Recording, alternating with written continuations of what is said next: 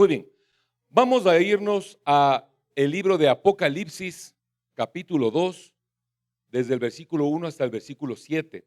Apocalipsis, capítulo 2, desde el 1 al 7.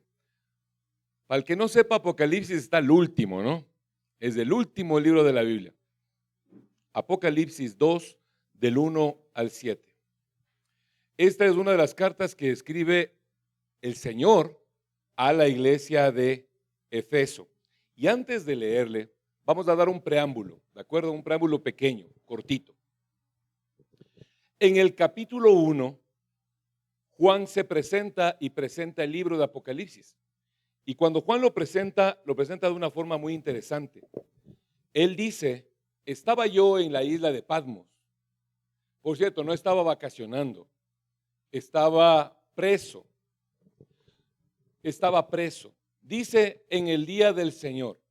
Cuando dicen el día del Señor hay muchas personas que dicen que eso puede ser el domingo, otros que puede ser un sábado, otros que de pronto era una fiesta solemne, pero lo más acertado es decir esto. Es en el día del Señor, en el día que Dios quiso, en el día que Dios quiere. Y esta es la primera cosa que yo quiero que usted guarde en su corazón. El día del Señor es el día en el que el Señor quiere. Hoy es el día del Señor. Y estamos aquí porque Él quiere que estemos aquí. Mañana será el día del Señor, porque Él nos tendrá vivos y nos tendrá haciendo cosas. El día en que llegue tu bendición a tu vida es porque ese es el día del Señor para darte la bendición. El día en que tu vida termine, cuelgues los tenis y vayas al cielo, es el día del Señor para llevarte a su presencia. El día del Señor es del momento que nosotros no sabemos. Asimismo, el Señor Jesús va a venir en el día que Él quiera, ¿no es cierto? De hecho, el Señor Jesús cuando le preguntaron, ¿y cuándo va a pasar esto? Y el Señor respondió muy chévere, mira, eso solo el Padre sabe. Y eso es muy interesante, solo el Padre sabe. O sea, no me preguntes, no lo sé, cuando la voluntad del Padre diga, ahí será. Entonces no se olvide, en el día del Señor, Juan estaba en la isla de Patmos orando y de repente tuvo un éxtasis, vino la presencia del Señor sobre él. Esto es pleno porque a veces uno se arrodilla a orar para pedir la bendición del café y el pan que se va a comer. Y de repente fue el día del Señor, hermano. Y bendiciendo los alimentos, te viene la presencia del Altísimo y recibes una revelación de Dios. Puede ser que te estás acostando a dormir, ¿no es cierto? Y ya te acurrucaste, abrazaste al gato, te tapaste, estás cerrando los ojos y te acuerdas, ay, cierto que no oré. Y acostado le dices, Padre Dios, yo te agradezco tanto este día. Y si el Señor quiere, en ese momento, el Espíritu Santo viene sobre ti y se convierte en el día del Señor. Y puedes tener una revelación fantástica y grandiosa. Y puedes tener un milagro ese momento. ¿Cuándo es? Cuando el Señor quiera. Hay testimonios de personas que han recibido al Espíritu de Dios comiendo en McDonald's. Eso no significa que vayamos a comer en McDonald's. Pero si alguien invita, no será despreciado. Ha habido gente que ha recibido la unción del Señor en el aeropuerto, en la fila de entrada a la zona de chequeo del equipaje. Recibieron el Espíritu Santo ahí ese rato y empiezan a hablar en lenguas y bueno, tantas cosas. Hay gente que está en el hospital, adolorida, con la pata tiesa y en eso el Señor viene y te reciben una revelación de Dios que no lo sabían. Bueno, ¿qué quiero decirles? Por favor, oren en todo tiempo. Eso dice el apóstol Pablo, orando en todo momento. ¿Sabes por qué? Porque el rato menos pensado, el Espíritu Santo va a querer decirte algo. Y la idea es que estemos listos. ¿A qué nos referimos con listos? Verán, mírenle a Gregory. Vean lo que Gregory tiene en las orejitas. ¿Sí le ven? Tiene unos audífonos. Esos audífonos les sirven a los muchachos de aquí para comunicarse. Usted escucha solo la canción, pero por abajo está diciéndole Damián, le dice, Gregory, cambia de nota. Gregory, cambiamos de canción. O le dice a Jessica, Jessica, más duro. O le dice a Vanessa, Vanessa, no se te oye. O todos le dicen a Damián, Damián no tocaba esa canción, era otra. Nosotros no escuchamos, pero ellos se comunican así. El orar en todo momento, el orar en todo tiempo, mientras cocinas, mientras estás caminando, mientras te vistes, mientras trabajas, mientras lloras en el velorio, mientras te movilizas a la casa, mientras estás en un tiempo especial con el Señor. Hace algo como eso. Es como que te pusieras un audífono que está conectado con Dios. Y el momento en que Él te habla, tú le oyes. Porque el Espíritu de Dios no se ha callado. El Padre Eterno no ha cerrado la boca. El Dios Todopoderoso habla constantemente y todo el tiempo. Él no se ha callado. Él nos ha dado la Escritura, nos ha dado la Biblia, pero Él te está hablando todo el tiempo. Todo el tiempo habla. Cuando el Señor Jesús estaba predicando, hubo un trueno. Pero hubo gente que dice que escuchó que el Señor dijo, este es mi Hijo amado. Cuando el Señor lo bautizaron, hubo un trueno. Pero la gente escuchó, algunos escucharon la voz de Dios diciendo, este es mi Hijo amado, a Él seguid. ¿Quiénes fueron los que oyeron? ¿Por qué no todos escucharon eso? ¿Por qué unos escucharon una voz y otros escucharon un trueno? Alguien podría pensar que es la esquizofrenia. No es la esquizofrenia. No es que estaban locos. Es que estaban conectados. Sabían distinguir la voz de Dios. Luego el Señor Jesús da una predicación y dice, mis ovejas oyen mi voz y me siguen. Las que no son ovejas no oyen la voz y no le siguen. Lo que quiere decir es que tú tienes que ser oveja, ¿verdad? Pero no es solamente el hecho de ser oveja. El hecho es de oír la voz. Y cuando escuchas la voz de Dios entre mucho ruido, es difícil distinguirla. Solamente aquellos que tienen afinado el oído, como dice el apóstol Pablo, aquellos que por el uso constante, tienen ejercitado los sentidos, pueden oír la voz de Dios. Por eso es que Dios te habla un día y tú le entiendes. Tú estás trabajando, te dan una mala noticia y escuchas la voz de Dios. Y ya no fue tan mala la noticia, porque sabes que Dios está en medio. O estás tranquilo en tu cama y de repente tienes un sueño y sabes que es de Dios porque estás afinado al Señor. Pero si no estás afinado a la voz de Dios, si escuchas otro tipo de cosas, otro tipo de información, si tu cabeza está llena de ruido, iba a decir basura, de ruido, llena de otro ruido, llena de problemas de plata, problemas de peleas en la casa, preocupaciones del trabajo, dudas. Como no has leído la Biblia, no tienes idea de cuando Dios te habla, qué versículo está, lo que Él te dijo. Como no tienes idea de nada de eso, entonces Dios te habla y tú no le oyes. No sabes que era Él. ¿Sí me explico? Ahora, yo sé que ustedes sí le oyen, porque estoy seguro en toda la fe que tengo de que todos que están aquí oramos constantemente. Entonces el apóstol Juan está en Patmos, preso, tal vez con un grillete en el tobillo, sin mucha comida que se diga, porque esas prisiones no es que te trataban bien, ¿no? De hecho fue dejado en Patmos para que muera de hambre o de viejo, pero el Señor no le dejó morir a Juan. Juan murió después, en otro lado, en otras condiciones. Y entonces ve el día, dice que en el día del Señor él estaba orando ahí en Patmos y tuvo la revelación de Dios, tuvo un apocalipsis. ¿Qué significa apocalipsis? Apocalipsis no significa fin del mundo.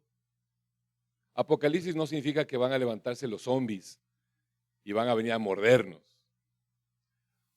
Apocalipsis no significa una guerra nuclear. Apocalipsis significa revelación. Pero es una revelación interesante. Haga de cuenta, ¿cómo me pasó acá? Haga de cuenta que el Apocalipsis es como esto. Esta es la realidad y hay algo allá detrás, la revelación de Dios. Y Apocalipsis es esto, quitar la cortina para poder ver lo que está allá. Los profetas que tuvieron Apocalipsis en la Biblia son algunos. Isaías, Ezequiel, Jeremías, Oseas y bueno, un montón de profetas, tuvieron apocalipsis. ¿Qué significa esto? Que estando así, de repente se corrió la cortina de la realidad y ellos empezaron a ver lo que estaba en el Espíritu de Dios. Y el Señor les mostró cosas fantásticas. Y en eso Juan ve la primera super revelación. Le ve al Señor Jesús. ¡Qué loco! Pero no le ve al Jesús crucificado. Le ve al Jesús resucitado. Y no le vio flaquito con un trapito así encima, con una toalla envuelta. No, no, no. Él le vio al Señor Jesús y lo describe. Los pies como de bronce bruñido, resplandecientes. Una túnica blanca y el cinto como de oro, ¿no es cierto? Poderoso, grandote, que sobre él estaba un arco iris. Era fuerte y resplandecía, dice que brillaba como el sol. Así le ve al Señor Jesús. Pero no lo ve solamente así, sino que le ve con un montón de señales. El Señor ahí y alrededor 7 candelabros de oro. Y en la mano 7 estrellas y otras señales adicionales que ya las vamos a ver.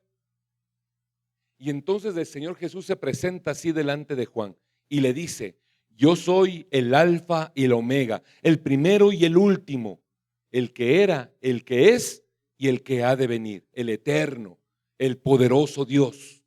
Se presenta así. Y entonces le dice a Juan: Juanito,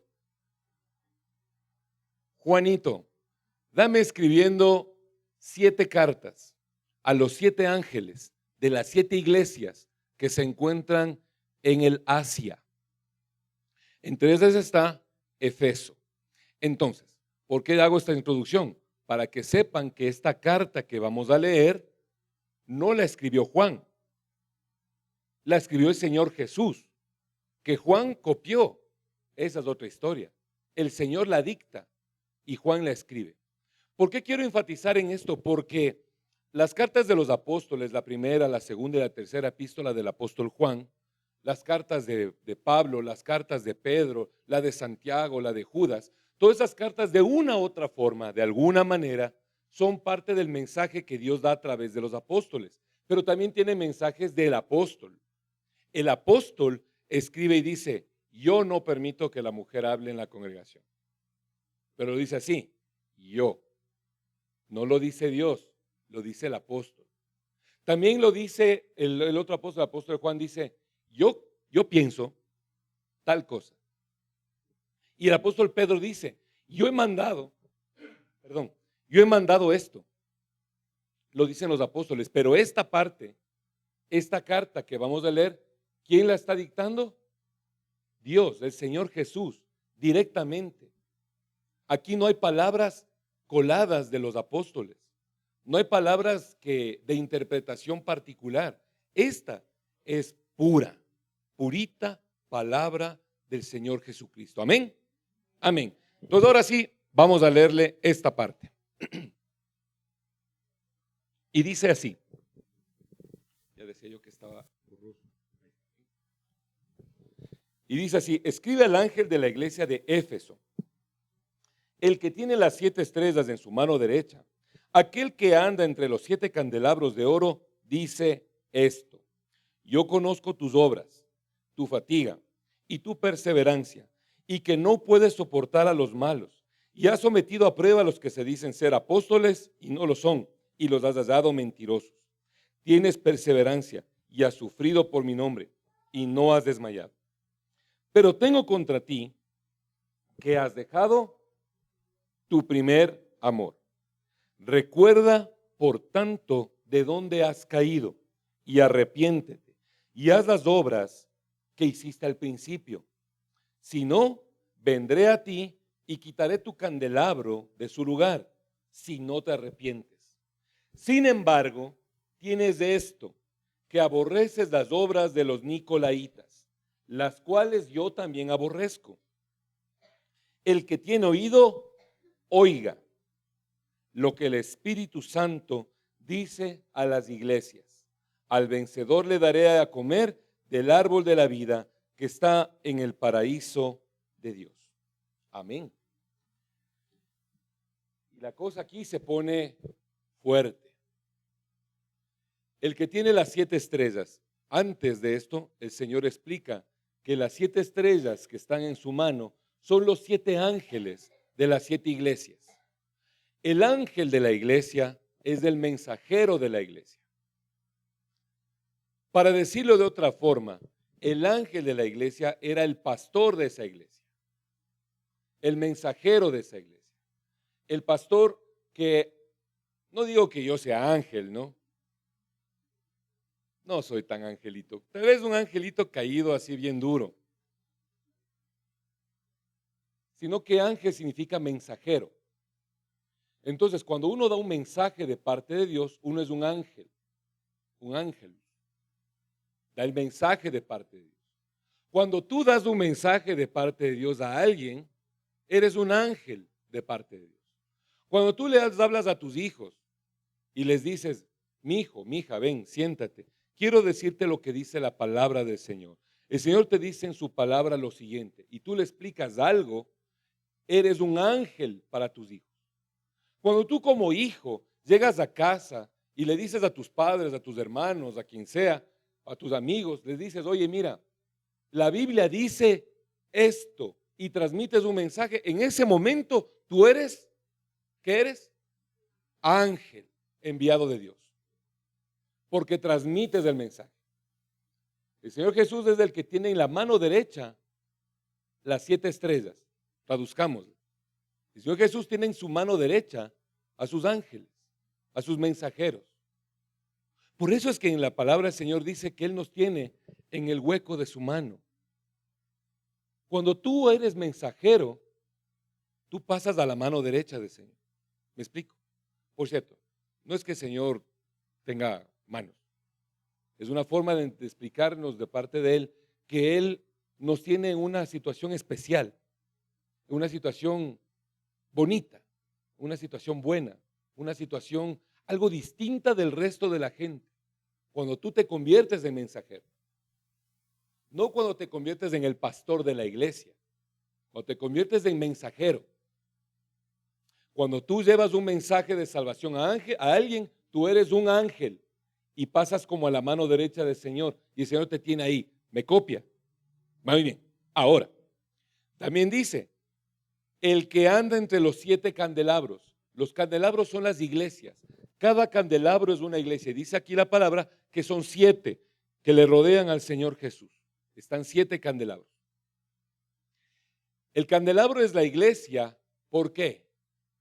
Porque alumbramos, porque iluminamos la vida de la gente. La gente está perdida, se va a ir al infierno. Y por eso vienen a la iglesia, para conocer a Dios y no irse al infierno. Pero la iglesia no es esta. Este es el templo. Esta es la casita. Este es el sitio, el aposento alto en el que nosotros nos reunimos para adorar al Señor. Es este sitio. Pero la iglesia somos nosotros juntos. Cuando nos juntamos 2 o más, somos iglesia. Entonces, Francisco, Nancy, Samantha y la Mili son iglesia. Cuando están juntos, hablando del Señor, son iglesia. Marquito, su hijita, su hijo, cuando están juntos, son iglesia. Chiquitica, pero iglesia. Ahorita nosotros estamos aquí, la iglesia de Dios. No por el sitio, sino porque estamos juntos, los que formamos la iglesia del Señor. Y nosotros somos un candelabro que alumbra, que tiene velitas, que iluminan fuerte. Por eso el Señor dice, ustedes son la luz del mundo. Y la luz no se hizo para esconderla debajo del almud. No se hizo para ponerla debajo de la cama. No se hizo para ponerla debajo de un cofre. La luz no se hizo para quedar en un lugar escondido. La luz se hace para ponerla en un lugar arriba, para que cuando se encienda, alumbre a toda la casa. La casa es del mundo. Tú eres luz. Somos la iglesia. juntos hacemos una lamparota, no lamparosos, lamparota. Una lamparota. Unas velas más flaquitas que otras, sí. Hay unas que son velitas de cumpleaños. Otras somos un cirio de primera comunión. Pero somos velas, parte de la llama que está en la lámpara, y alumbramos. El Señor Jesús es este que te tiene como mensajero en la mano y que camina en medio de ti, iglesia, cuando vienes a darle la gloria al Señor. No le sorprende, no le sacude, no le hace llorar. Porque pensar que el Señor está aquí es conmovedor. Yo estaba hace rato ahí en esa parte adorando al Señor mientras los muchachos cantaban y sentía que alguien estaba acá al lado mío y regresé a ver 2 veces y no había nadie. Entonces ya no volví a ver porque dije es el Señor que está aquí y me alegro, me gozo, levanto las manos, grito más duro. ¿Por qué? Porque me alegro que Él está aquí. Pero ¿te diste cuenta que te dije que Juanjo, Carlita son una iglesia chiquitita que están en casa? Gregory, Gabriela son una iglesia chiquitita que está en casa. Así que el Señor no está en la iglesia solo aquí. En la iglesia, el Señor está en la iglesia, en tu casa, en la tuya, donde tú estás. Y eres mensajero. Él te tiene en la mano y camina en medio de ti. Eso es fuerte. Eso es poderoso. Pero mira, no camina en medio de ti cuando tú tienes o cuando tú haces. El Señor camina en medio de ti cuando tú eres mensajero. Y el mensaje del Evangelio se da de muchas formas. Se da aquí parado, predicando. Se da en la calle, entregando volantes y predicando a la gente que no conoce.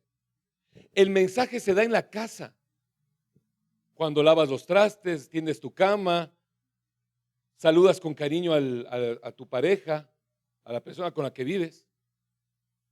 El mensaje se da cuando estás en el trabajo y las personas te preguntan, ¿cómo lo logras?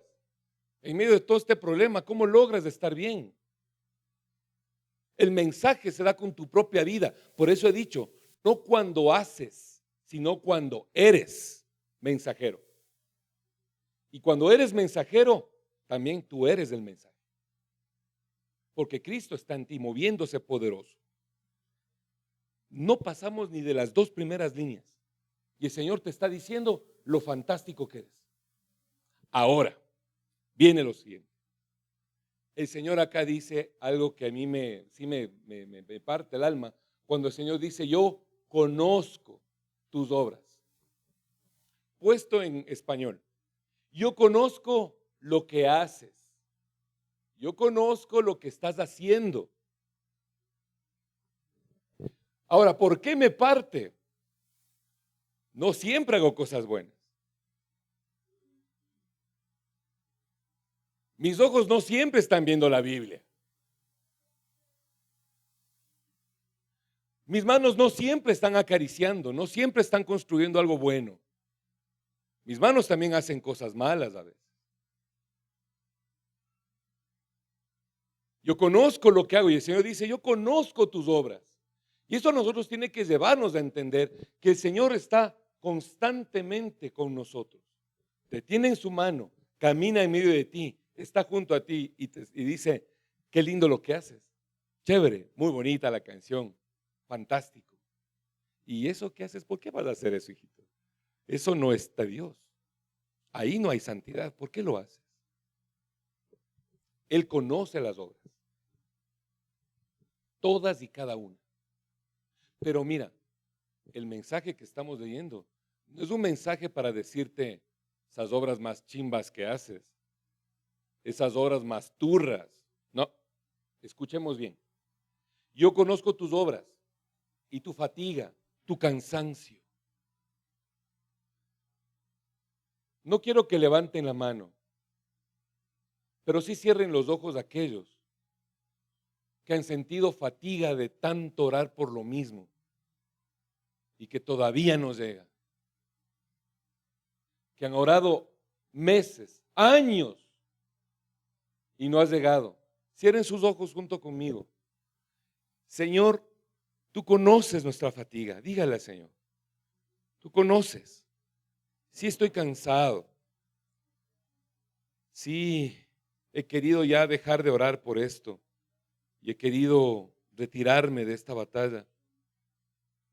Pero te pido hoy día, tú que conoces mi fatiga, dame fuerza, Señor. Dame fortaleza. Dame más ánimo para seguir orando por esto, hasta ver tu victoria en medio de cualquier circunstancia. Así te pedimos en el nombre de Jesús. Amén. Porque Él está ahí. Y mira, dice tu fatiga y tu perseverancia. Porque estás cansado y sigues.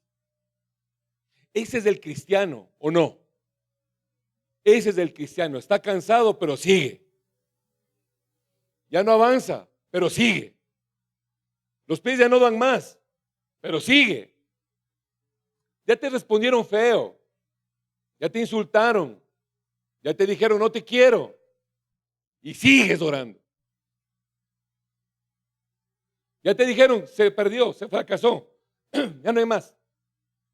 Te vas a morir, 3 meses de vida. Y el cristiano sigue orando. No me de morir. No se cansa. El cristiano es eso. No te pierdas de esto. No te vas a llamar la atención. No te vas a decir tú te cansas. No, no, no. Solamente tenle pendiente. El cristiano es eso. El cristiano se fatiga, pero no se detiene. Es perseverante. ¿Sabes por qué? Porque es el Espíritu Santo el que está dentro de ti. El Señor ha dicho en el libro de Isaías, tú eres mío, yo te puse nombre. ¿Ya? Luego sigue explicando y dice, los jóvenes flaquean y se cansan. Por eso también sabemos que no somos jóvenes porque no flaqueamos. Ya no estoy joven. No, mentira. Dice, los jóvenes flaquean y se cansan. No por decirles a los muchachos que están aquí eso. No, no, no. Cuando habla de los jóvenes, habla de los inmaduros. Los inmaduros se cansan. Pero los que esperan a Jehová tendrán nuevas fuerzas. Serán como las águilas. Levantan las alas y vuelan. Y esto de como las águilas es brutal. Porque les invito a que vean. Hay videos, muchos de esto en la internet. Búsquense. Un águila llega y captura a un venadito. Claro que sí da pena por el venadito, la verdad que sí. Pero vamos al águila. El águila va a llevar ese alimento a sus polluelos. Pero es un venado de este tamaño.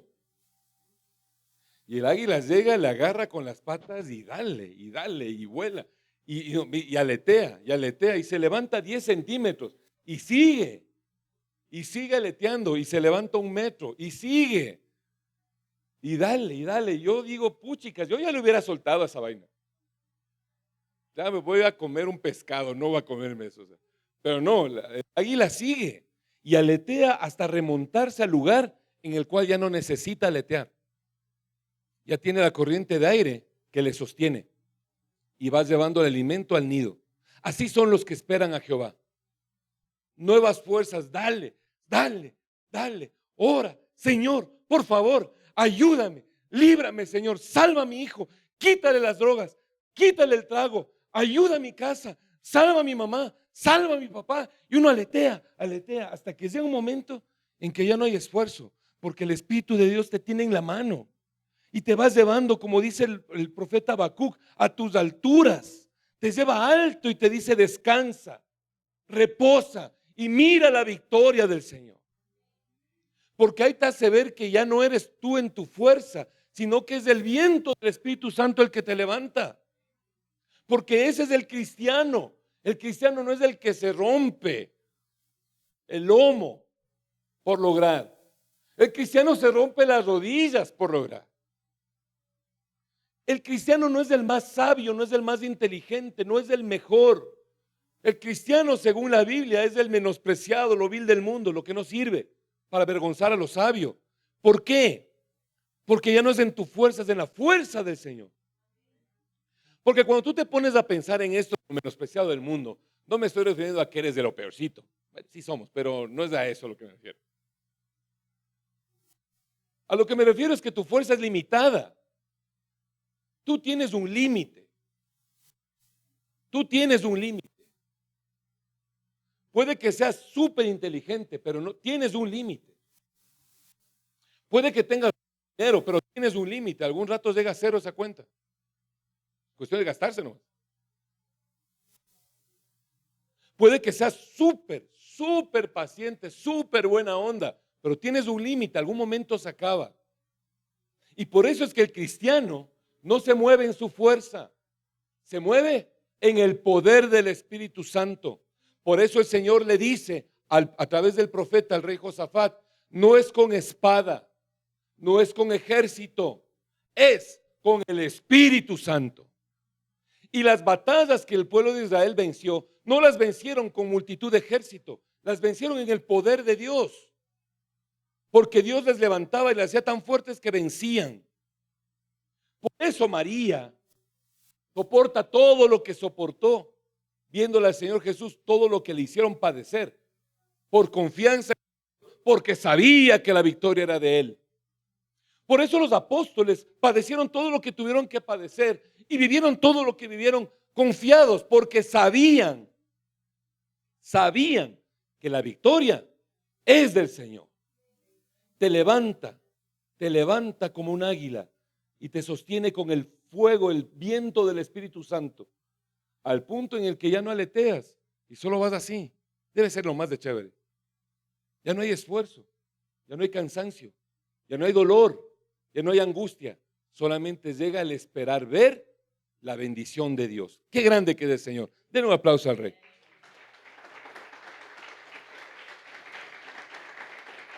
Porque Él es bueno. Y entonces el Señor conoce tus obras, tu fatiga, pero también conoce tu perseverancia. Y aquí empieza a hablar de la moral nuestra. Mire, dice que no podemos soportar a los malos y que ha sometido a prueba a aquellos que se dicen ser apóstoles y no lo son, y que los has dado mentirosos. Vamos a explicar la palabra apóstol, ¿sí? Para no ir direccionado a nadie. Cuando habla de apóstol, apóstol es una persona, es un delegado, es como un representante, ¿sí? Los apóstoles del Señor, los apóstoles son representantes del Señor y transmiten el evangelio del Señor. En esa época, cuando se levantó la iglesia, ¿saben lo que se levantó al mismo tiempo que la iglesia? Los que se aprovecharon de la iglesia. Le vieron que el Pedrito predicaba así nomás, y se levantaban 5,000 personas y lo seguían. Y entonces, claro, chicas, 5,000 personas a $1 cada uno. Ya son $5,000. Wow. O sea, con eso ya tengo pagado 3 meses de sueldo. Está bueno. Y luego le ven al Pablo. No, este Pablo peor. Pablo armó una iglesia aquí en Antioquía, armó una en Efeso, en tantos lugares. El man tiene como 8 iglesias. Más o menos a 2,000 cada iglesia, ponle a $1 cada persona. Aquí hay unos $50,000 cada domingo. Y entonces se levantaron los falsos apóstoles. Aquellos que llevaban un mensaje, predicaban cualquier cosa y se aprovechaban de la gente pidiéndoles dinero. Los apóstoles primeros, los primeros 12, bueno, los 11, los primeros 11, antes de Matías, escribieron un documento que se llama la Didaché. Este documento se conoce como el Credo de los Apóstoles. Y este Credo de los Apóstoles dice lo siguiente, entre tantas cosas, son 8 hojas, ¿no? Pero entre tantas cosas dice, si un apóstol se queda más de 3 días en el mismo lugar, no es apóstol. No lo recibas. Si un profeta te pide dinero para profetizar, es falso profeta. No lo escuches. Y explican otras cosas más los apóstoles. Ese se llama la Didaché o la Didaché. Pueden buscarla en internet, no hay problema. Y el que quiera me la pide, se la mando por WhatsApp. No pasa nada. Pero esto nos lleva a nosotros a entender que hay gente que se aprovechaba. Ahora, ¿cómo determinas que un apóstol es verdadero y que no es verdadero? Las primeras cosas que les dije, se quedó más de 3 días en el mismo sitio, no es apóstol. Le pidió plata para profetizarle, no es profeta. Ya. Pero hay otra, que es más fácil, es comparar con la Biblia. Comparar que lo que te están enseñando en efecto está en la Escritura. Y si el apóstol, el pastor, el evangelista, el profeta, el arcángel, el que sea, se para en un púlpito y te empieza a predicar de algo que no está en la Biblia, esa persona no es apóstol, no es pastor, no es profeta, no es evangelista, no es nada. ¿De acuerdo? Entonces, ¿qué hay que hacer? Saber la Biblia para poder compararla. Entonces, hay que saberla acá arriba para poder compararla. Y entonces aquí está diciendo, conozco que has sometido a prueba a los apóstoles y los hallaste mentirosos. Me imagino a las personas de Efeso sentadas y a un predicador ahí predicándoles y en eso todos mirarse así. ¿Qué está diciendo este man? ¿De dónde está sacando? Señor, perdón. Señor, ¿de dónde está diciéndonos lo que nos está hablando? ¿De dónde sacó? ¿En qué rollo del antiguo, de la Torah está? ¿Qué apóstol de los 12 que estuvieron con el Señor Jesús dijo eso? A ver, ¿de dónde saca? Y entonces el mensajero decía, no, es que yo creo esto por mi fe. No, perdón, bájese de ahí, váyase. Hermanos, este man no es enviado del Señor. Y los retiraban, sí, espectacular, ¿sí o no? Porque esa gente sabía la Biblia tal cual se la saben ustedes, súper bien, de pe a pa. Se la saben tanto así que si yo estoy seguro que si les digo un versículo, ustedes me van a decir, es este. Yo tengo fe. Pero así de buenos eran, Efeso. Ahora estoy hablando de Efeso, así de buenos, igual que ustedes. Pero dice, y que tienes perseverancia y que has sufrido por mi nombre y no has desmayado. Estamos ahí en la lucha, permanentes, o sea, espectacular, muy plenos, ¿no es cierto? Lindos. Pero tengo contra ti. Y aquí viene el pero. El pero de estos peros del Señor son 7 iglesias y el Señor a 5 les dice, pero tengo contra ti. Solo hay una, porque a la otra no le dice así, pero le dice algo parecido. Solo hay una, a la de Filadelfia no le dice nada en contra. Todo está a favor. Pero acá le dice, pero tengo contra ti que has dejado tu primer amor. Recuerda por tanto de dónde has caído y arrepiéntete y haz las primeras obras. Si no, vendré a ti y quitaré tu candelabro de su lugar si no te arrepientes. Sin embargo, tienes esto, que aborreces las obras de los nicolaítas, los cuales yo también aborrezco. Voy a ir desde atrás para adelante. Aborrecer las obras de los nicolaítas es aborrecer la doctrina de los nicolaítas. Ya, todos saben lo que son los nicolaítas, ¿no es cierto? Muy bien, entonces no lo explicamos. Los nicolaítas no tiene que ver con Nicol, ni con con Nicolás sí. Los nicolaítas son justamente los falsos apóstoles que habían en ese tiempo. Eran seguidores de un hombre que se llamaba Nicolás. Por eso son los nicolaítas, seguidores del Nicolás. Pero ¿cuál es la doctrina de los nicolaítas? Es muy simple. Escúchela, memorícela, no se olvide. Los nicolaítas, primero, eran aquellos que marcaron rangos dentro de la iglesia. Aquellos que dijeron, el pastor, el profeta, los servidores de la iglesia. Y acá abajo el resto de gente. Entonces, resto de gente tienen que honrar al pastor. Y si el pastor dice algo, usted le obedece al pastor, porque el pastor es su autoridad, la cabeza. Eso es. Esos son los nicolaítas, esa es la doctrina de los nicolaítas, que no es una doctrina de Dios. Porque la palabra del Señor dice que somos hermanos. Somos brothers. Brothers and sisters. Algunos de hermanos mayores, otros de hermanos menores. Pero cuando hablamos de hermanos mayores y menores, es como mis hermanos y yo, ¿no es cierto? La Gladysita es mi hermana mayor. Así que cuando vean que yo soy muy cariñoso con ella, deben saber que es mi hermana. La Gladysita es mi hermana mayor. Entonces, cuando yo necesitaba ayuda, yo era muchacho, iba donde ella, ñañita, ¿me ayudas? Ñañita, no puedo cocinar y tengo hambre, porque tengo 7 años. ¿Puedes prepararme alguito? Y ella me preparaba alguito. Pero así mismo yo llegaba, ñañita, tengo hambre y no sé cocinar y apenas tengo 22 años. ¿Me puedes preparar algo? Y ella que respondía, ¿qué pasa? Ya estás viejo, anda, prepárate algo. Ahí está todo. Ya estás grande, hazte vos solo. No por mala, sino porque ya me enseñó cuando era pequeño. ¿Sí me copia?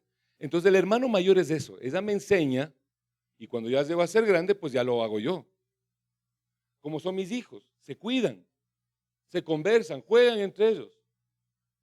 Y no hay el tema de que es tu hermano mayor y tienes que obedecerle porque es casi tu papá. No, no, no. Es hermano. Es hermano. Por eso es que el apóstol Pablo dice, el Señor Jesucristo dice, no sabes a nadie Padre. Porque Padre, solo hay uno. El Padre eterno. Y ya está. Y cabeza de la iglesia, ¿quién es? Jesucristo, no el pastor. Qué pena sería que la cabeza sea yo. Sería feo, malo. Fracasaría todo. Pero la cabeza es Jesús. Eso es bueno. Nos va bien. Y nosotros somos hermanos. Pero los nicolaitas fueron los que dijeron, el pastor es la superautoridad y es la palabra casi de Dios. Más o menos así funcionan las iglesias oficiales grandes, ¿no? Lo que el Papa dice es palabra de Dios, casi. Lo que dice el cardenal, lo que dice el arzobispo, lo que dice el nuncio apostólico, es mucha autoridad. Y aunque se vayan en contra de la Biblia, se les obedece. Eso es doctrina de los nicolaitas, que el Señor aborrece. Y la segunda doctrina de los nicolaitas, porque no eran muchas, eran solo apenas de estas dos, es esta, la justificación del pecado a través de la palabra. Los nicolaitas eran inmorales sexualmente. Los nicolaitas se acostaban con todas las que podían, con todas las que podían, con las que le paraba bola. Y se justificaban diciendo, así como Abraham tuvo varias mujeres, así como David tuvo varias mujeres, yo también, que soy siervo del Altísimo, aleluya, y que la mano del Señor está sobre mí, yo también puedo tener varias mujeres. Esa es doctrina de los nicolaitas, que el Señor aborrece. ¿Por qué? ¿Porque se rumbea a todas? No, porque causa daño, porque se daña a las mujeres. El Señor dice en Malaquías capítulo 2, Malaquías capítulo 2, el Señor dice que para nosotros solamente hay una mujer. Y el Señor dice, y esto es para los adoradores, todos los adoradores, todos los adoradores. El Señor dice a los sacerdotes adoradores, no recibiré tu adoración, no la recibiré, me es fea, me suena mal, porque tú has sido desleal con la mujer de tu juventud. Y mi altar está lleno de las lágrimas de ella, que por tu culpa derramo. O sea, por ser infieles con las mujeres, Dios no recibe la adoración. A Dios no le gusta eso. Dios hizo una para cada uno. Una. ¿Cuándo hay chance de casarse de nuevo? Cuando la flaca se muera. Bendito Dios, no se va a morir. Me quedo con ella. Una. Pero los nicolaitas justificaban la promiscuidad. Ahora, no suena mal, ¿verdad? Digan que sí le suena mal. Claro que suena mal, ¿no? Pero a la iglesia que está aprendiendo, a una iglesia que no conoce, y le dices esto, no, pues viva la fiesta. Sé cómo tener dos. Te dije, esta es una buena iglesia. Aleluya. Ya que estamos aquí, qué hermana me gusta, qué hermana me gusta. Entonces, esto daña al pueblo de Dios. Por eso es que a Dios no le gusta. No solo que no le gusta, aborrece. Aborrece, es abominación. Explica a los nicolaitas. Ahora vamos para atrás. Acá dice el Señor, te dice arrepiéntete porque has dejado tu primer amor. Arrepiéntete, haz las primeras obras. Si no, quitaré tu candelabro de en medio de él.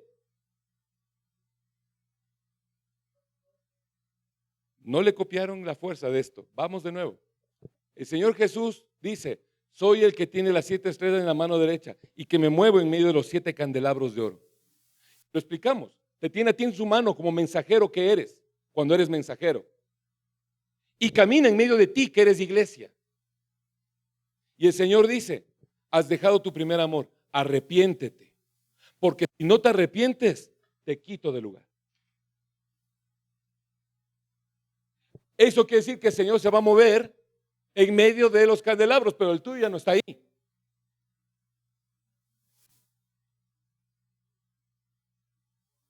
No es un asunto de, bueno, sí, me ha pagado un poquito en el primer amor. No, no, el Señor dice, si no te arrepientes, yo quito el candelabro, quito. Y lo echa lejos. Y el Señor se sigue moviendo, pero ya no se mueve en medio de ti. Y esto es feo. Porque aquí no estamos hablando solamente de perder un momento de euforia. Estamos hablando de perder la presencia del Señor en medio de tu propia vida. Es casi como ser desechado. Es ser apartado para algo que ya no es el propósito para el cual tú fuiste hecho, que es adorar al Señor. Ahora usted podría decir, pastor, ¿eso significa que se puede perder la salvación?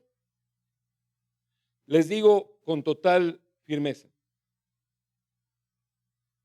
Y le ponemos suspenso. La salvación no se pierde. No se pierde. Pero podría pasar que alguien piense que es salvo y no lo sea. La salvación no se pierde. Pero podría pasar que alguien crea ser salvo y realmente no lo sea. ¿Ya? Ahora, ¿nosotros podemos saber quién es salvo? No. No. A la única persona que yo le puedo analizar así bien es a mí mismo. A nadie más. A nadie más puedo. Porque ojos vemos, salvaciones no sabemos. Caras vemos eso. No sabemos, no lo sé. Aquí todos se ven muy santos. Es más, si yo me encuentro con ustedes en la calle, más santos todavía. Pastor, sí estaba caminando aquí mientras oraba al Señor, con mi mirada fija en el cielo, no en las mujeres que van en minifalda. Te callas. O sea, yo no sé, solo sabemos de uno mismo, solo sé de mí. Usted sabe de usted. Solo ustedes saben de ustedes mismos. ¿Me copian? Vamos bien. Pero ¿cuál es el primer amor? Acá dice, has perdido tu primer amor. Por tanto, arrepiéntete y regresa a las primeras obras. ¿Hace cuánto tiempo recibiste al Señor Jesús? Piénsenlo. ¿Hace cuánto tiempo? ¿Cuántos años? Medítenlo. Algunos lo han recibido jovencitos, siendo niños. Otros lo recibimos ya siendo grandes. Yo tenía, ¿qué? ¿19? Sí, 19. Sí, 19, entre 19 y 20, por ahí. No, sí, 19 tenía yo. Algunos, como mi suegra, nacieron santos. Otros lo recibieron más grandes al Señor. Hay otros que lo reciben casi antes de morirse. Pero hablemos de ti, de ti. Tú eres la iglesia de Éfeso ahorita. Tú eres la iglesia de Éfeso. Así que piensa como la iglesia de Éfeso. Porque eres una persona perseverante en oración. Eres una persona que le busca al Señor constantemente. Eres una persona que no ha desfallecido y está ahí constante, peleándole en oración. Tú eres una persona buena, tienes una moral recta. Tú no andas con mujeres, no andas siendo infiel con todo mundo, no andas viendo yuchas, no eres una persona que roba, eres una persona moral muy buena, sí, bien. ¿Hace cuánto recibiste al Señor Jesús? ¿Cuándo fue tu primer amor? Y recuerda cuál fue el primer amor. Sí tiene mucho que ver con esto. Se ha explicado bastante, a veces se dice que el primer amor es tener al Señor Jesús en el primer lugar. Y sí, sí es eso, tenerlo en el primer sitio. Pero también dice, haz las obras primeras. Esto quiere decir que sí es una cuestión temporal. O sea, ¿cómo eras con Jesús cuando recién le conociste? ¿Cómo eras con Jesús cuando recién Él se presentó a tu vida? Les voy a contar cómo yo era. Usted analice cómo usted era, porque no lo conozco a usted como lo hizo al principio. Pero les voy a decir, la noche que yo recibí al Señor Jesús, la noche que yo recibí al Señor Jesús como Salvador de mi vida, cuando abrí los ojos, todo era diferente, todo era distinto. Era como que me cambiaron de foco, como que antes había un foco como rojo y ahora el foco era blanco. Todo se hizo como más claro y me sorprendí porque dije, ah, caramba. De hecho, le vi a la Martita y se veía más bonita. Dije, ve, bien. Me sentía recontra feliz. Esto fue en una vigilia que era en el sur de Quito, por el barrio de la Teniente Ortiz, ¿sí? El sector de la Atahualpa. ¿Eran qué? Las 2 de la mañana, 3 de la mañana de la vigilia. Y se acabó la vigilia. Qué inconscientes. Se acabó. Váyanse a la casa. A esa hora ni taxis, peor buses. Pero yo recibí a Jesús. Sentía que mi vida tenía sentido. ¿Saben cuál era uno de mis deseos antes de conocer al Señor? Yo me quería morir. Y como se me hacía difícil matarme, quería que alguien me mate. Por eso me iba a fiestas con mis amigos. Le decía a mamá que me voy a estudiar en la casa del Garófalo y ella decía, sí, claro, papá también, porque como tenía excelentes notas, yo tenía muy buenas notas en todo. Entonces sabían que yo me iba a ir a estudiar. Decían, hermano, a de estudiar. ¿No es cierto? A de estudiar. Y yo me iba. Y claro, la mamá de este compañero, de gana dije la presidenta, la mamá de este compañero, ella sí nos alcahueteaba bastante. Ella nos compraba el trago. Y llegábamos a la casa y a tomar con el Garo, con mi amigo, con mi amigo y con los otros amigos de la misma jorga. Yo tenía amigos que eran muy animales, ¿no? El cuervo, el chivo, el sapo. No les digo mi apodo, pero también era otro animal. Y salíamos a hacerles pleito a los que vivían allá en la ciudadela del ejército. Nos íbamos allá a buscarles bronca a un grupo de tipos, a los puñetes. ¿Por qué razón? Por nada. Por nada. La idea era pegarnos. Y con la esperanza de que alguno dé un buen golpe y hasta ahí llegue. Pero no pasaba. Nunca pasó. Bendito Dios. Pero ese era yo. Y cuando recibo a Jesús, me sentía vivo. Me sentía feliz. Y mi primer anhelo fue regresar a la casa. Yo quería volver a la casa y ver a mamá. En la casa todavía estaba ahí, vivía mi hermano Juan, vivía la Gladys también todavía ahí. Los únicos que se habían ido era el Carlos y el Germancito. Entonces yo volví a casa, quería verles. Y salí corriendo desde ese lugar, yo corriendo, desde ese lugar hasta la casa. Hagan de cuenta, correr desde aquí a, qué sé yo, más. Es como irse de aquí hasta el San Luis por lo menos. Pero a las 3 de la mañana, cruzando el Camal, la ferroviaria, la Pío 12. Lo mejor que me podía haber pasado es que me pise un carro, pero había tanto malandro, pero yo era feliz. Me sentía fuerte, corrí, llegué, contento. Pasó un desastre cuando llegué, ¿no? Eso les cuento otro día. Pero en medio del desastre, yo cogí, y cuando la situación era turra, me acuerdo que cogí el teléfono. Lo primero que me vino a la cabeza es esto, escuchen, era una situación bien difícil, ya les cuento otro día. Y cogí el teléfono y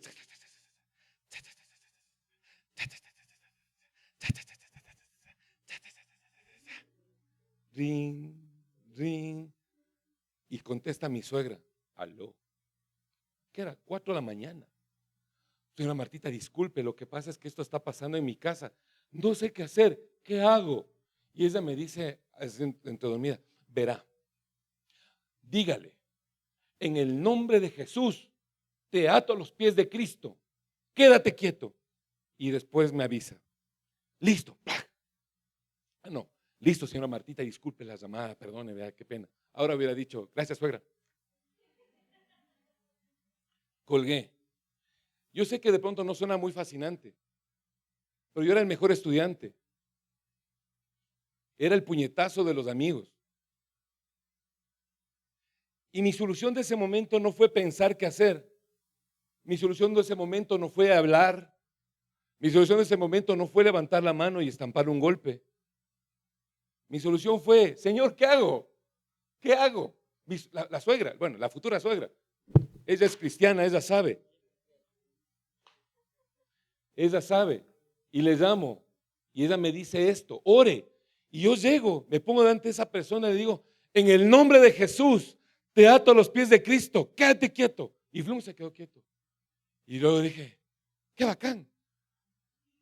Hasta mañana. Y me fui a dormir. Dormí, desperté y decía, Señor, qué bueno que eres. Y para mí, Señor, era lo mejor.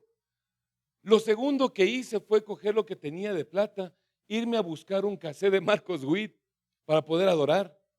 Busqué en la casa una Biblia, tenía que haber, y hubo una Biblia. Bendito Dios, hubo una Biblia, una revista viejísima, nuestra, porque tenía ahí en la portada, decía cabo ni sé qué cosa, un militar, un apellido que no es nuestro, pero ahí estaba. Yo cogí esa a leer y mi vida se convirtió en eso. Me decían Jesús y yo estaba ahí. Hay que ir a evangelizar, yo voy. ¿En dónde? ¿Y sabes evangelizar? No, pero yo voy. Y llegaba y veía lo que evangelizaban, yo hacía lo mismo. Y hay vigilia, ahí voy. Y hay culto, ahí voy. Y hay alabanza, ahí voy. Hay culto emocional, ahí voy. Hay que leer la Biblia, enséñame. Hay que estudiar, yo estudio. Y yo vivía en la iglesia, ¿sí o no? Vivía en la iglesia. Salía de la universidad y me iba a la iglesia, a donde mi pastora que me enseña algo. Se llamaba Mauricio, lindo nombre, yo sé que es de gente santa ese nombre. Mauricio Pugo. Y el Mauricio me enseñaba todo lo que sabía. Yo era una esponja, cogía todo y oraba, llegaba a casa a orar. Y pecaba como una bestia. Pero me arrepentía. Señor, perdóname, no sirvo para nada, perdóname. Ayúdame. Y le buscaba al Señor todo el tiempo. Esas eran las obras primeras. Y cuando llegaba a casa, me acuerdo yo antes llegaba a casa y ponía un disco de Def Leppard y Purple, Creedence Clearwater Revival que todavía oigo, por cierto. Pero oía esa música. Y ahora llegaba a casa, estaba tan enamorado, que lo que hacía es ponerle el mismo cassette todo el tiempo, hasta que se dañó el bendito cassette. Se enredaba pues en la cinta. Y ponía el cassette de Marcos Witt todo el tiempo. Mi primer amor, eres tú, Jesús. Y yo decía, qué relajo, no sé tocar la guitarra. Ese es el primer amor. Pero ya tengo 50 años. Y ya no es así. Hay que trabajar. Ya no hay tiempo para ir a la iglesia. De hecho, las reuniones son menos que antes. En todas las iglesias. No es aquí nomás. Es en todo el mundo. Iba al devocional de la iglesia a las 5 de la mañana. Y no era a 2 cuadras de mi casa. Era en la Carolina. Y yo vivía en la Pío 12. Salía de la casa a las 4 de la mañana. Caminando a coger algo que me mueva hasta el Trébol. Algo que me mueva hasta la Carolina. Y llegabas a las 4 de la mañana a adorar al Señor. Y luego de eso a clases. Y luego de eso a la iglesia otra vez. Pero ya estoy grande.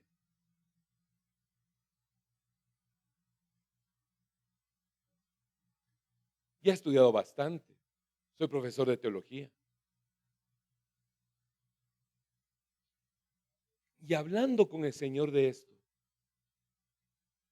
el Señor me recuerda el pasaje de Primera de Corintios, capítulo 13. Yo se los leo, búsquenlo por favor. Y se los leo desde este momento. Primera de Corintios, capítulo 13, todo el pasaje. Todo el pasaje. Y dice así. Voy a buscarle acá en la Biblia otra, para leer en la Reina Valera mismo. Primera de Corintios, capítulo 13.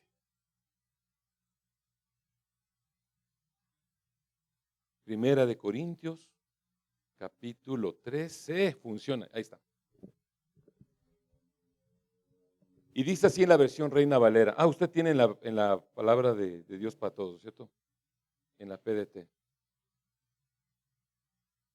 Bueno, leamos en la Reina Valera, que está rápido. Si yo hablase lenguas humanas y angelicales y no tengo amor, vengo a ser como un metal que resuena o un címbalo que retiñe. Y si tuviese profecía y entendiese todos los misterios y toda la ciencia, y tuviese toda la fe de tal manera que pudiera trasladar los montes de un lugar a otro, pero no tengo amor, nada soy. Y si repartiese todos mis bienes para dar de comer a los pobres, y entregase mi propio cuerpo para ser quemado, y no tengo amor, de nada me sirve. El amor es sufrido, es benigno, el amor no tiene envidia, el amor no es jactancioso, el amor no se envanece, no hace nada indebido, no busca lo suyo, no se irrita, no guarda rencor, no se goza de la injusticia, mas se goza de la verdad. Todo lo sufre, todo lo cree, todo lo espera, todo lo soporta. El amor nunca deja de ser, pero las profecías acabarán y las lenguas cesarán y la ciencia se acabará. Porque en parte conocemos y en parte profetizamos. Pero cuando venga lo perfecto, entonces lo que es en parte se acabará. Cuando yo era niño, hablaba como niño, pensaba como niño, juzgaba como niño. Pero ahora que soy hombre, dejé lo que era de niño. Ahora vemos por espejo, oscuramente, pero entonces, cuando todo se complete, veremos cara a cara. Ahora conozco en parte, pero entonces conoceré como fui conocido. Ahora permanecen la fe, la esperanza y el amor. Estos tres, pero el mayor de ellos es el amor. Y aquí viene que es dejar el primer amor. Cuando era muchacho y recibí a Jesús, yo era así, como les dije. Ahora las ocupaciones me han llevado a tener como un freno, como que ya soy más seriecito, como que soy más recatado. Y ya no es el primer amor. Pero el Señor aquí dice, haz las obras primeras. Haz las obras primeras. ¿Cuáles son las primeras? Hay evangelismo, yo voy. Hay estudio bíblico, yo voy. Hay culto, yo voy. Hay reunión de alabanza, yo voy. Hay que orar, yo oro. Una música de alabanza y llorarle porque Señor, tú eres mi primer amor, yo te amo, que viste cómo te quiero.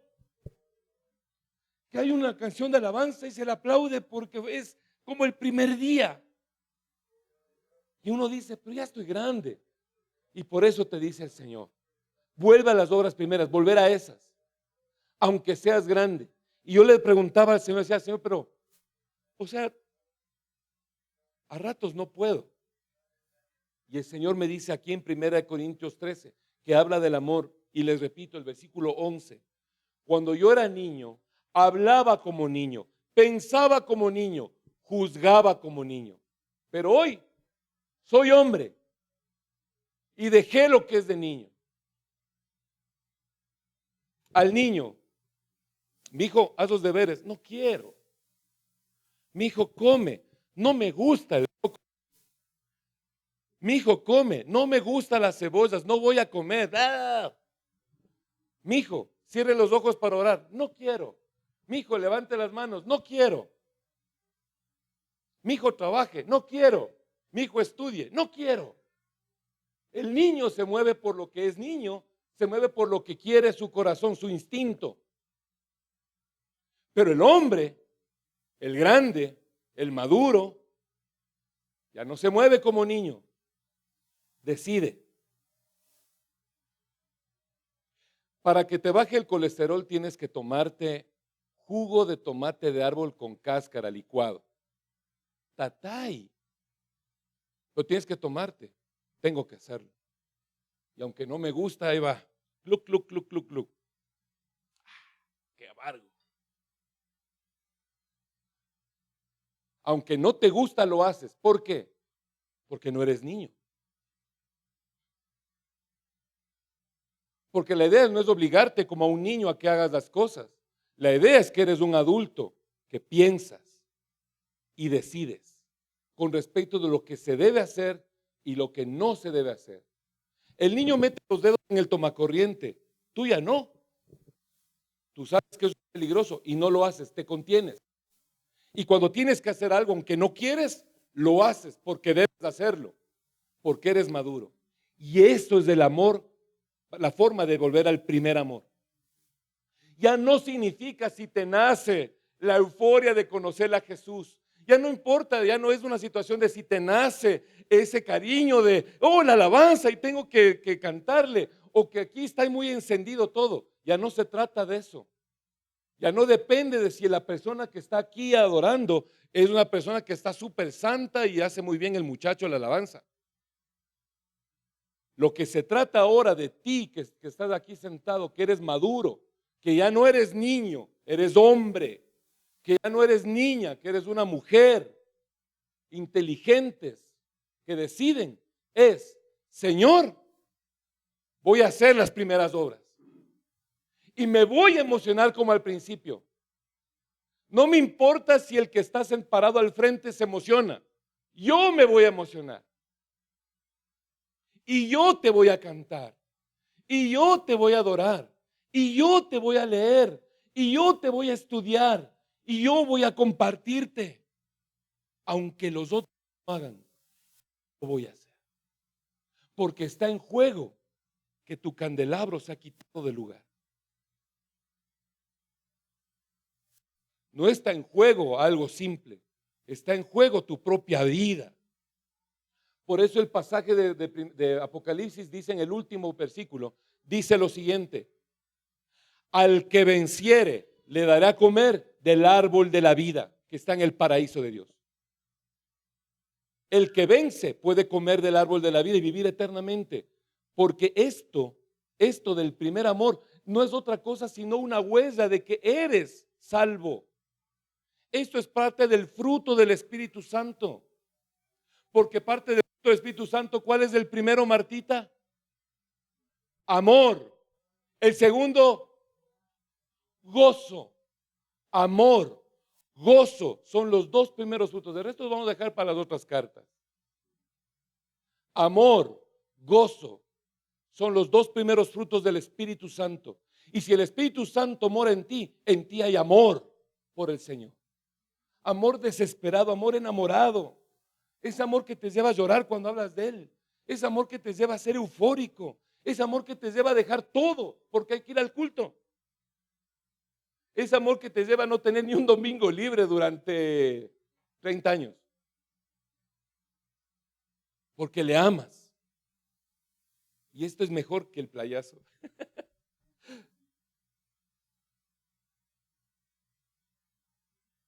Tú tienes la decisión. Vuelve a las primeras obras. Empieza a ver el fruto del Espíritu Santo. Pero si no lo tienes, si no tienes ese desespero, no te desesperes. Podría ser que en efecto, podría ser que en efecto tú no tengas del Espíritu de Dios. Podría ser en efecto que tú no seas salvo. Si no te emociona esto, podría ser. No digo que sí, no digo que no, capaz. Pero en tal caso tienes chance de corregirlo. Tienes chance de decirle, Señor, no me enamoro, no te amo, enamórame. Alguna vez, hace no muchos años atrás, Yo sí le dije al Señor, le dije, Señor, Padre, yo siento que no te quiero. Siento mi corazón apagado. Señor Jesús, enamórame. Tomé en cuenta lo que le dice el profeta Jeremías, que le dice, Señor, me sedujiste y fui seducido. Y yo le dije, Señor, sedúceme, conquístame, enamórame. Ahí sacó un muchacho, no es un hombre, sacó una canción que se llama así y habla así, dice, enamórame de ti, Jesús. Y yo le cantaba todos los días, hasta que el Señor me enamoró de nuevo, porque yo sí estoy enamorado de él, hasta que el Señor me enamoró otra vez. Esta carta a la iglesia de Efeso, tienes que tomarla para ti. Vuelve al primer amor. Emociónate delante del Señor. Emociónate, no por el que está acá, porque a veces alguien está aquí y está como con un mal día y la prédica es como aburrida. A veces está como súper bien y la pastora es súper emocionada y suena chévere, pero que no dependa del que está acá, que dependa de ti, de ti. Por eso el Señor dice, has perdido, has dejado, no dice has perdido, dice has dejado tu primer amor. Has dejado significa que cojo esto y lo dejo acá. Yo lo hago, yo lo muevo y yo lo dejo. Vuelve y recupéralo. Te dice, arrepiéntete, regresa. Haz las primeras obras. Emociónate con el Señor. ¿De acuerdo? ¿Quién le ama a Jesús? Póngase de pie y dígale, yo te amo, Jesús.